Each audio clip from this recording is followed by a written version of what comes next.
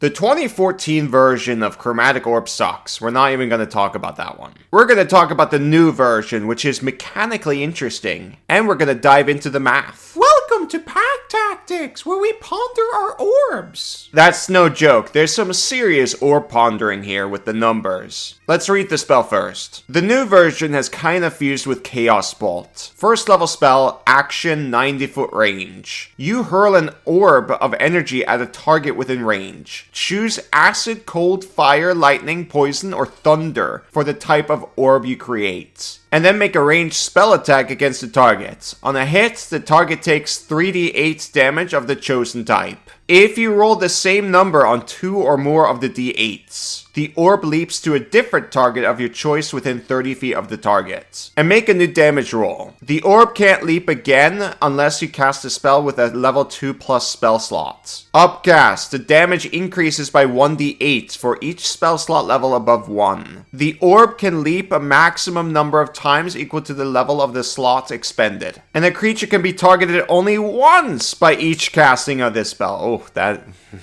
really sucks. So when you upcast it and roll really well, you can't bounce it back and forth between two creatures. Well, then again, it says targeted only once by each casting of the spell. When it's bouncing, it's not casting. Talk to your DM how they rule it. For this video, I'm going to assume you can bounce it back and forth. The cost is a diamond worth 50 gold, which the spell does not consume. Cool, this looks hard to calculate. It's more complicated than your average ranged spell attack. Let's calculate the likeliness of the orb leaping to the next target with 3d8s. The first die we have has 8 unique rolls. The second die has 7 unique rolls because the first die took a number. Then the third die is 6, you get the points. We divide that by the number of possible outcomes in total, and we get the probability of a unique roll. We get 0.656. Now let's find the chance of a double. We do 1 minus that, and we get a 34% chance. Now let's calculate the average damage as normal, assuming 65% chance to hit. This assumes point buy, and you're always increasing your main stats. And I'm factoring in crits, which is 5%. We get 9.45 average damage. Now let's add that 34%, and we get 12.66 average damage. Now let's compare it to a classic. Magic Missile. That's super easy. It's 10.5 average damage. It's auto hit. The orb is above Magic Missile by 2 points, really. And so, I think the spell is just okay. It's in the same ballpark as Magic Missile, but if you don't get that bounce though, which has a 34% chance, then that's pretty bad. And I gotta pay 50 gold for this. That could have been a regular healing potion, which is way better. That's a separate pool of resource. So Magic Missile already won, it's automatic damage. And it doesn't cost money. But the orb is more mechanically fun, I suppose. There's a lot more random to it, but in optimization, this is nothing to glaze at. Why would an optimizer pay 50 gold for this instead of buying a healing potion? It just doesn't make any sense to me, besides, oh, this is fun to use. Maybe the shops ran out of healing potions. Then I would just scribe a scroll with it, or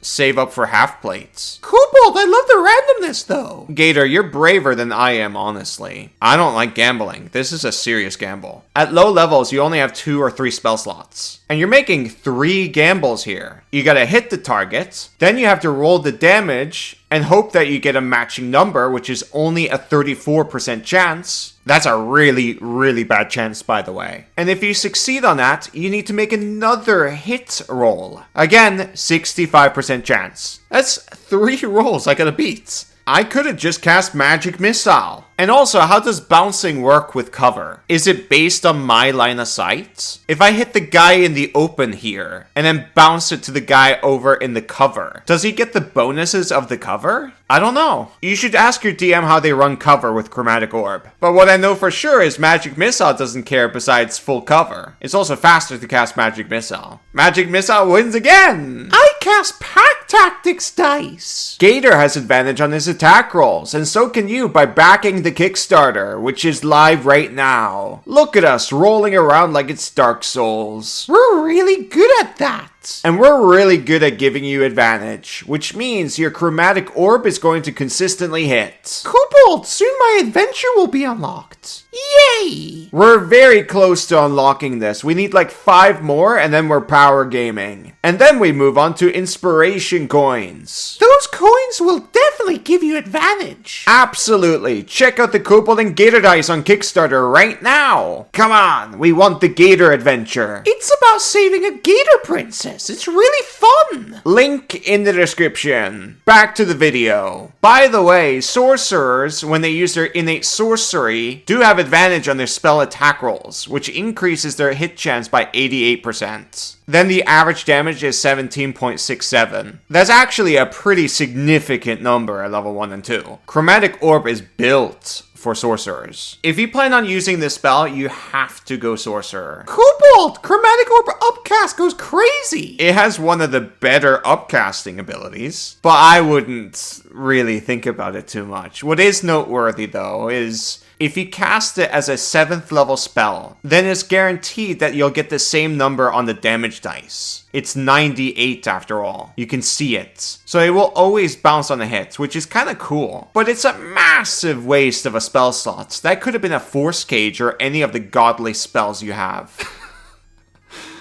Kobold!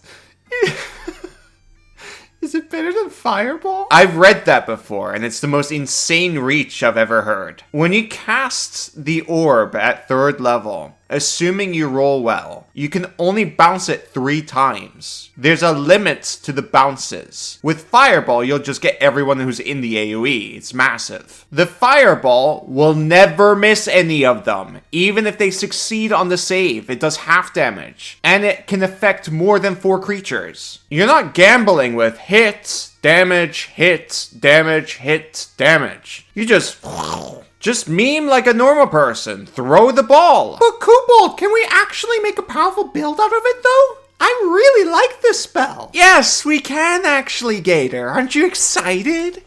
So, this is a ranged spell attack, so there's a lot of combinations with damage rider spells like Hex, Spirit Shroud, Conjure Minor Elementals, and what have you. But like, who cares? It's too much setup for Spirit Shroud and Minor Elementals, and you have to be close to the enemies, and they have to be close to each other. It's so annoying and risky. What I want is big damage right now with wide range. So we're gonna look at features instead of spells. Like I said before, this spell is really built for sorcerers in mind. Empowered Spell, Seeker Spell, and Innate Sorcery align very well with the spell. But at the same time, for specifically the meta magic stuff, it's such a massive waste because you could have just made spell slots instead, which is more useful. I think if I saw someone cast Empowered or Seeker for Chromatic Orb at a table, I would be very annoyed. If you spent 2 points, that could have been a 1st level spell, which is vastly more valuable for both versatility and outputs. Those points could have been a shield spell. Or hey, another Chromatic Orb. Another orb is absolutely better than Empowered or Seeker. Now, of course, the player could do whatever they want, but I'd still be annoyed. Now, let's move on to something that's actually powerful and not dilly-dally with bad things, like we went through. We're out here for power, so let's look at one of the best sorcerer subclasses in the game. Clockwork. Clockwork has a level 14 feature called Trance of Order. You can treat a roll of 9 or lower on a d20 as a 10. This is a bonus action activation that lasts for 1 minute. Oh my god!